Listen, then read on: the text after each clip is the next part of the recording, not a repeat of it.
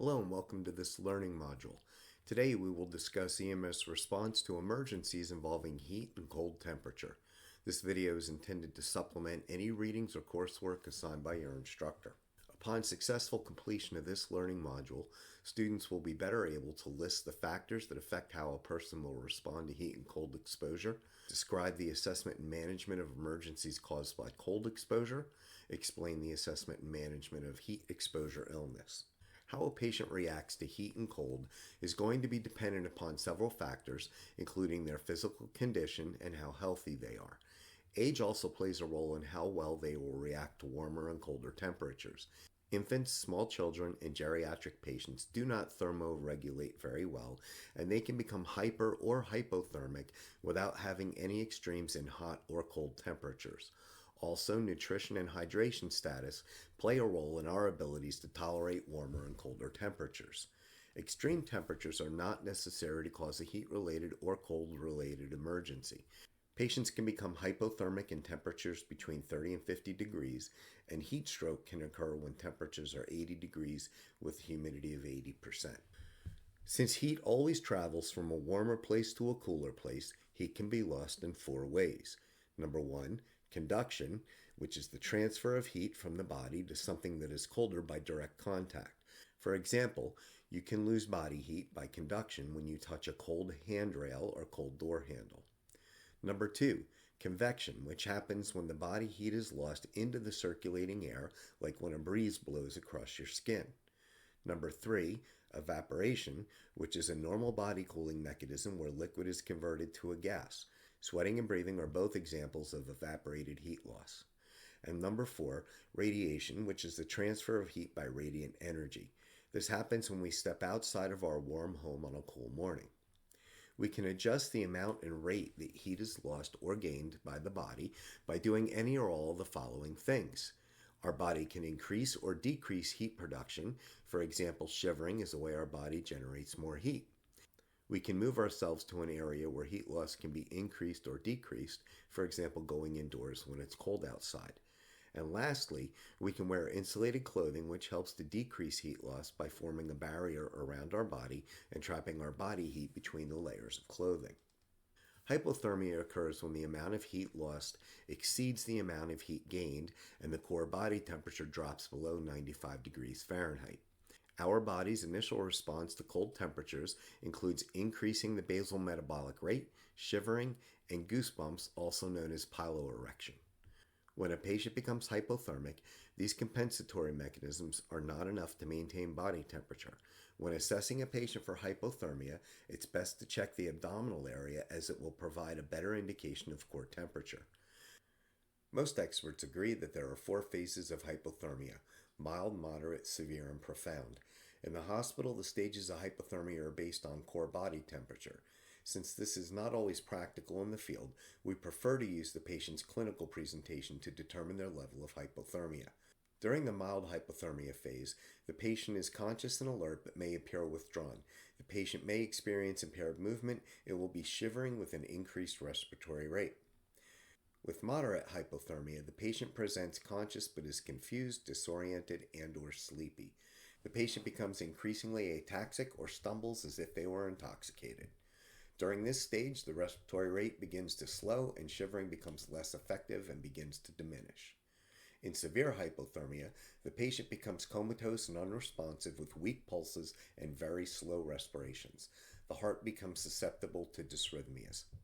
With profound hypothermia, it becomes difficult to detect breathing or feel a pulse. The patient appears to be clinically dead at this point. Local cold injuries occur in areas of the body that are exposed, most commonly in the hands, feet, face, and ears. Frostnip is a non-freezing cold injury that happens after prolonged cold exposure. The skin freezes, but the deeper tissues remain unaffected. Frostnip is usually painless, and quite often the patient isn't even aware that they have sustained a cold exposure injury. Another type of non-freezing cold injury is immersion foot, which results from prolonged immersion of the feet in cold water or moisture. Another term for this is trench foot, which is a term that started back during World War I when military personnel lived and slept in trenches that were lined with cold, muddy water. With both frost nip and immersion foot, the exposed skin will feel cold to the touch, but the tissue is not actually frozen. The affected skin becomes pale and blanched, and the feet may appear macerated or wrinkly as seen in the image on the left. The patient may complain of numbness or a loss of sensation in the exposed areas. Frostbite is a freezing injury that is usually described as either superficial or deep. Ice crystals form in the cells and can cause damage. Superficial frostbite presents with numbness, tingling, or burning in the affected area. The skin appears white and waxy, and the skin feels firm and leathery, while the underlying tissue remains soft. Deep frostbite will usually involve the hands or feet. The affected areas will look whitish yellow or mottled and will feel hard and cold like a piece of frozen meat. Blisters may also form on the affected areas. In severe cases, gangrene or permanent cell death can happen, and the affected tissue will need to be surgically amputated. The first rule of hypothermia is that patients are not dead until they are warm and dead. This means that their core body temperature must be at least 93.2 degrees Fahrenheit. Basic emergency medical care for cold-related emergencies includes removing the patient from the cold environment and getting them out of any wet clothing. Do not allow the patient to walk, and hypothermic patients should be handled gently to prevent ventricular fibrillation. We want to place warm, dry blankets under and over the patient, and we can consider placing heat packs under the blanket to help keep the patient warm. Never apply heat packs directly on the skin as they can cause burns. The heat should be on in the back of your ambulance. Humidified room temperature oxygen should be administered to a saturation of 94%. We do not want to use an oxygen bottle from an outside compartment of the ambulance on a cold day, as it can cause bronchoconstriction in our patient. We also should not massage the extremities, as it can cause damage to the skin and tissue. We must not administer any stimulants to our patient, as it might cause cardiac dysrhythmias, so things like coffee, hot chocolate, and hot tea should not be administered. We also do not want to allow the patient to smoke or use any vaping or tobacco products. In the case of severe or profound hypothermia, a 45 to 60 second check for breathing and pulses should be performed. If no breathing is detected, ventilatory support with a BVM should be provided. If no pulse is detected, CPR should be initiated. In patients with local cold injury, providers should remove the patient from the cold environment, handle the injured extremities gently, remove any wet or restrictive clothing from the patient, and remove any jewelry from the affected parts. Do not attempt to rub affected body parts, as it may cause damage to the skin. Don't break blisters. Instead, cover them with sterile gauze to protect them from further injury. Most experts agree that rewarming for frostbite is best performed in a controlled environment in your local emergency department. In patients with moderate to severe hypothermia, active internal rewarming with heat packs to the upper trunk and fluid replacement with warm IV fluids is appropriate. In patients with profound hypothermia who are apneic and pulseless, standard advanced cardiac life support protocols, including epinephrine administration, should be provided until arrival at the emergency department. If the core body temperature is below 86 degrees, antidysrhythmic medications may not work. If medical control requests they be administered, then they should be administered at increased intervals. If the core body temperature is believed to be below 86 degrees, pacing should be withheld.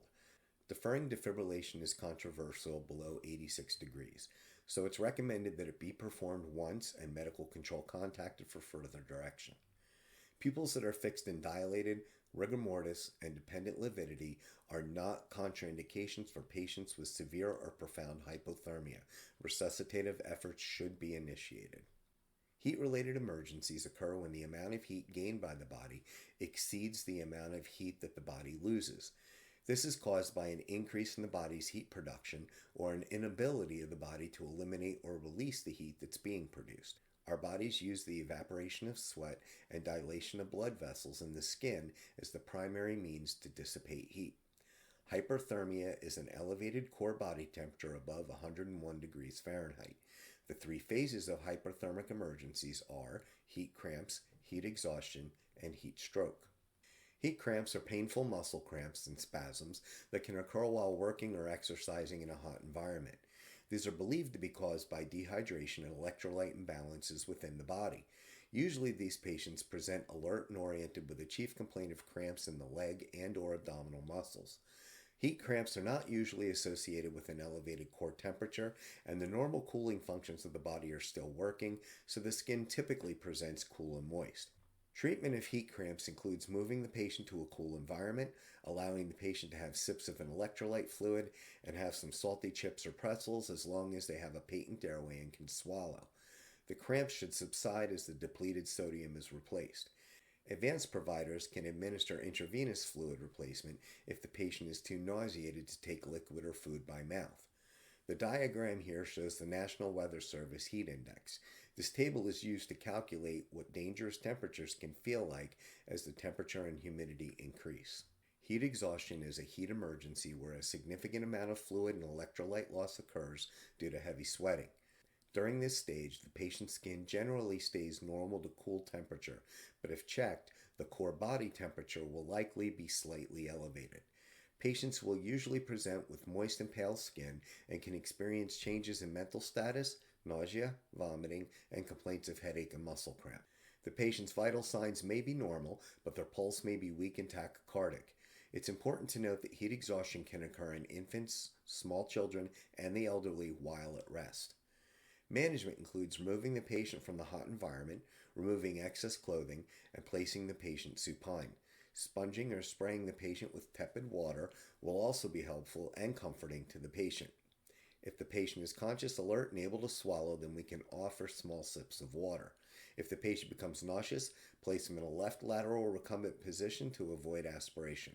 Be sure to check the patient's blood glucose level and treat for hypoglycemia if it's present. Heat stroke is a life-threatening condition that happens when the body is exposed to more heat than it can handle and the normal cooling mechanisms are overwhelmed and stop functioning. Heat stroke happens when the core body temperature exceeds 104 degrees Fahrenheit.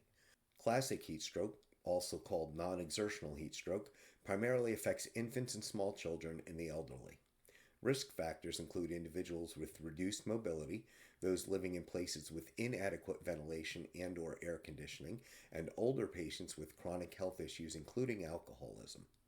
Patients with classic heat stroke generally present with flushed, hot, and dry skin because their normal cooling mechanisms cease to function and the patient no longer perspires. Exertional heat stroke affects younger, healthy individuals who are working or exercising in hot and humid conditions.